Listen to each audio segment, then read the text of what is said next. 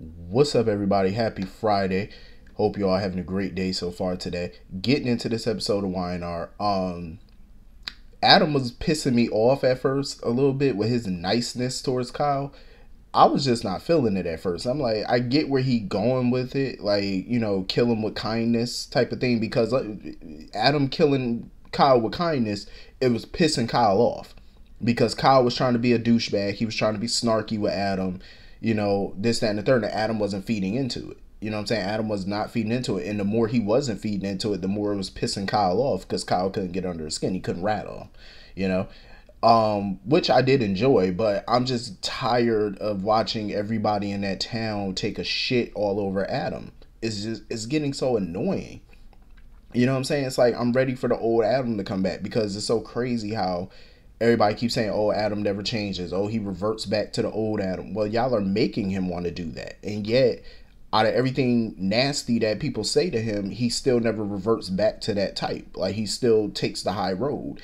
And I'm just ready for Adam to go back to the old Adam at this point. Because what good is it to try to be nice to everybody and, play that role when everybody's going to keep taking a dump all over you? So I'm ready for him to go back to being bad. I think he did bad very well. And that's the Adam that I liked. Not this new, oh, I'm above everything Adam, because I'm like, it ain't working for me because you just walking around town letting everybody talk to you any kind of way, letting everybody treat you like shit. And it's just like, really? Especially Kyle, little smug, silver spoon ass. Kyle really acts like he's a big man and, oh, I got everything under control. Oh, please. You wasn't nothing but Victor's puppet. That's all Kyle was. And I can't say that I blame Summer. I'm actually happy that Summer's not forgiving him so, easily and quickly. As much as she wants to forgive him, I'm glad she's not making this easy for him. Like, I'm glad she's keeping her foot on his neck at this point, because I do 1,000% agree with Summer. I feel like if she forgives him now without any type of consequence, or him, working hard to earn her forgiveness again, all he's going to do is do it again. Like, I'm glad she not letting him sweep it under the rug, because he's sitting there talking about, and that's another thing that pissed me off, because Adam was sitting there defending him this summer, defending Kyle this summer. And even Summer snapped and stopped Adam from defending him and was like, listen, he knew what he was doing, okay? Like, she not letting him get away with this. And I was so happy that she snapped and was like, yo, just, I'm not forgiving this right now. Because at the end of the day, Kyle tried to come up with major excuses, talking about, oh, even Adam, the victim in this, forgave me and stuff like that. And I'm glad Summer pointed that out. She was like, well, Adam ain't married to your ass. She is. You know what I'm saying? And I don't blame her. She asked you not to do something because you know how it would make her feel, and you still went behind her back and did it anyway. You know what I'm saying? What's to stop you from doing that again? You know what I'm saying? So I'm glad, Summer is keeping her foot on his neck. Like, and as much as she wants to forgive him, don't. Flowers and candy and I'm sorry ain't gonna do it. And it's sad because here it is Valentine's Day, and this is how they're spending their Valentine's Day, fighting. Like, this is how y'all spending it. So anyway, moving on from that, Summer was not here for Diane. Like, Summer came downstairs, jacking Diane down there, canoodling and whatnot. Oh, what side of the bed you want to sleep on? What? Take y'all little old high school ass somewhere, because that's just I say, y'all really having this conversation? What side of the bed you want? Who gives a damn? Left, right, middle, bottom, it don't matter. Shit, just get in the bed, go to sleep. Take y'all geriatric behind the bed somewhere. It don't matter. I'm just saying, all this little cutesy shit they trying to do. I'm like, girl, just go to bed.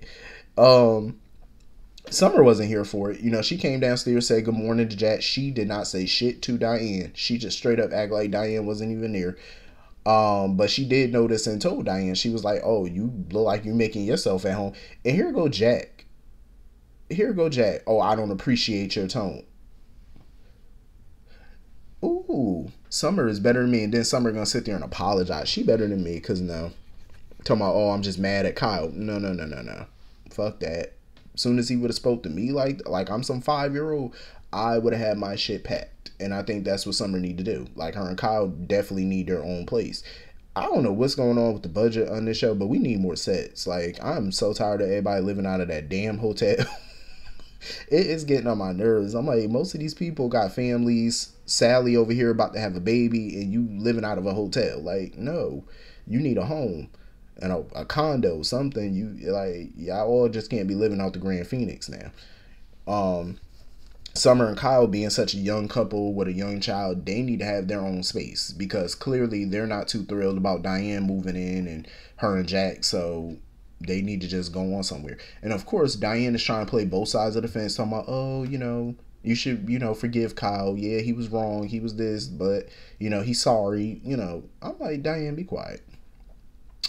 Um, and Jack and, Diane are just on cloud nine right about now, thinking everything is rainbow and sunshine. Until they bumped into Phyllis. Phyllis was not here for it. And of course, Diane sitting there rubbing her face in it. Oh, me and Jack are together now. And Phyllis was pissed that she was sitting there gloating and rubbing her face in it. And Diane tried to cover that shit up, talking about something. Oh, I'm just telling you what you would have found out anyway. No, because I totally agree with Phyllis on this one. 1,000%. It's okay for Diane to sit there and gloat and rubbing in Phyllis's face. But when Phyllis did it to her, Jack had a major problem with it. Jack ended things with Phyllis because of it. You know what I'm saying? So, but it's okay when she does it. You know what? I'm glad Phyllis just walked away. She had that grin on her face and she just walked right on out of there. And I don't blame her because at the end of the day, I'd be done with it if I was Phyllis. Like, I wouldn't give Jack another damn thought because he ain't nothing but a jackass at this point. Jack has been acting a fool since he got back with Diane. Ever since Diane came into the picture, Jack has been acting a royal ass. A straight up fool.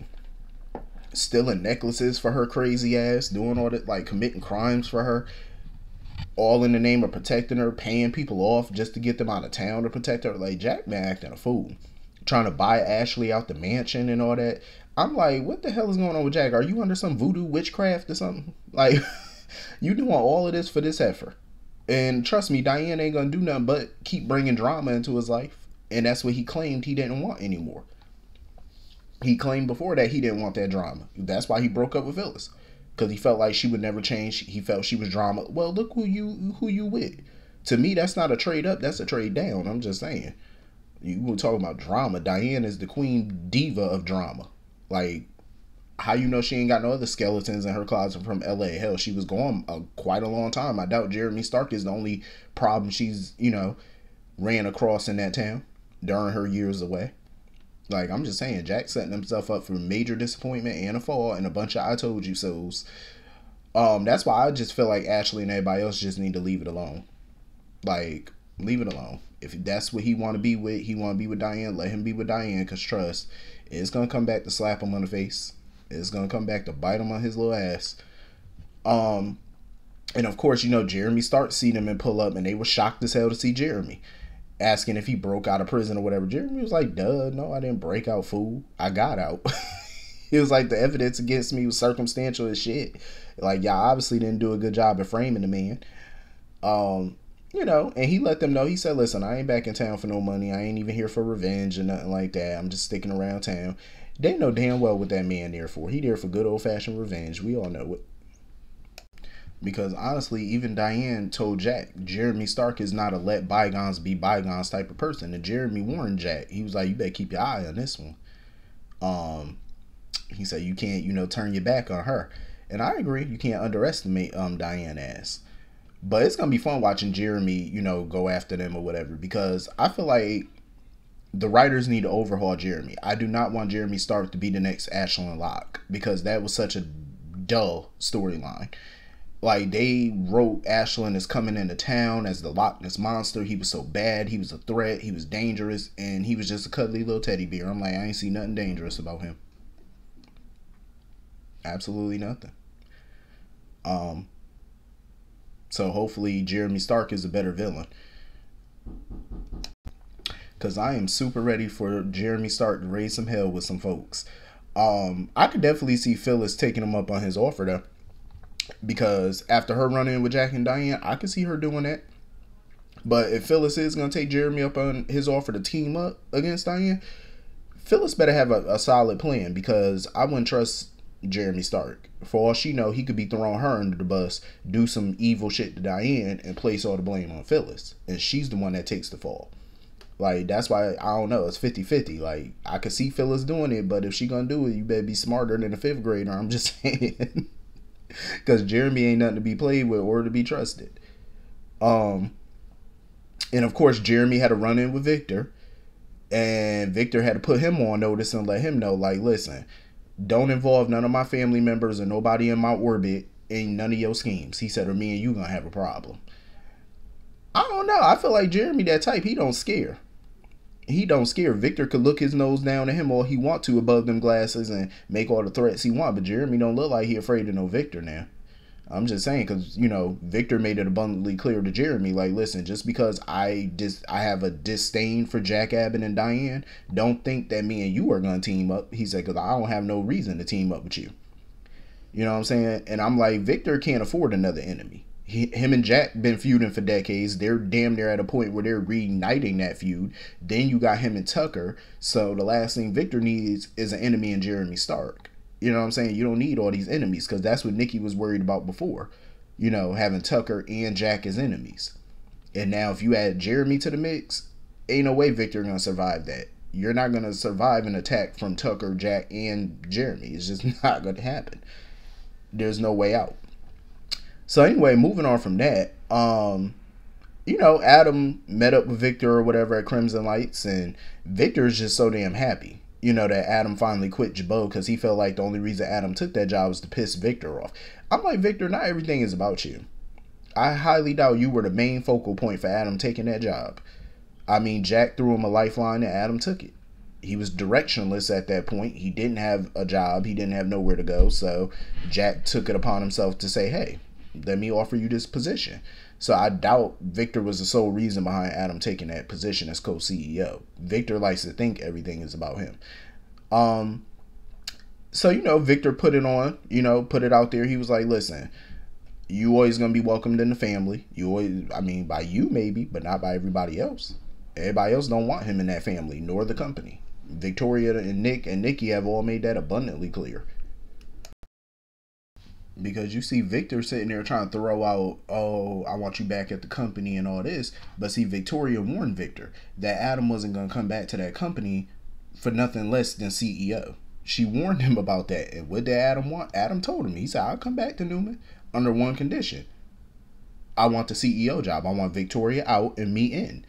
That I knew it. I knew that's what Adam's condition was going to be. I really don't want Adam to go back to that company. I really don't. But the problem is, even if Adam does anything on his own, Victor's going to sabotage it. Even if Adam goes out, puts up money to create his own business, Victor's going to sabotage it, because Victor's going to want him back at that company. So it's like, it's no win. I mean, the only way for Victor's kids to be fully out from under him is the day Victor died, pretty much. That's going to be it. I just see no way out for Adam while Victor's around. You know what I mean? So if Adam has to go back to Newman, I don't blame him for wanting the top spot, because why would he want to work for Victoria?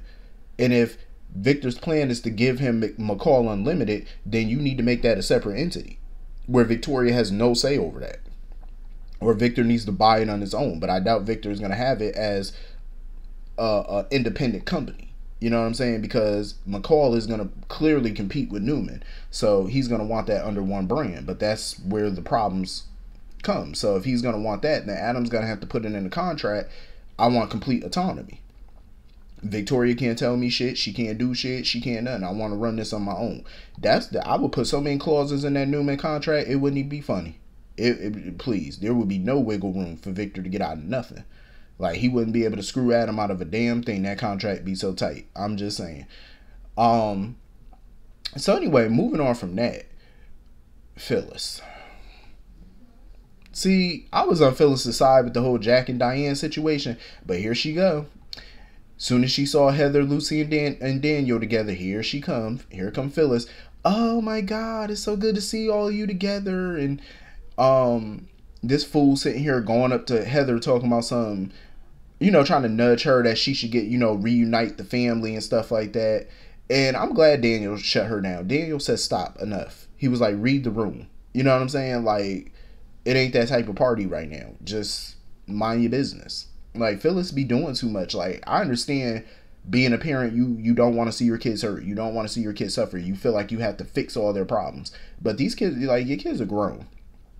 And they keep telling Phyllis, leave us alone when it comes down to our problems. Like, at the end of the day, even if they come to Phyllis with their problems, they come to their mom with their problems to vent, to get advice, not for her to fix the problem. You know what I'm saying? They come there for guidance. That's what you're supposed to do with your parents. And as a parent, why would you want your kids to constantly come to you to fix their problems? No. The whole point is you raise your kids the best of your ability, so that way when they are grown, they're independent. They can make their own decisions. You know what I'm saying? They're smart enough to do that because of what you instilled. You don't want to have to keep coming to their rescue every 5 minutes. Why would you? That would make you feel like a failure as a parent if you had to do that.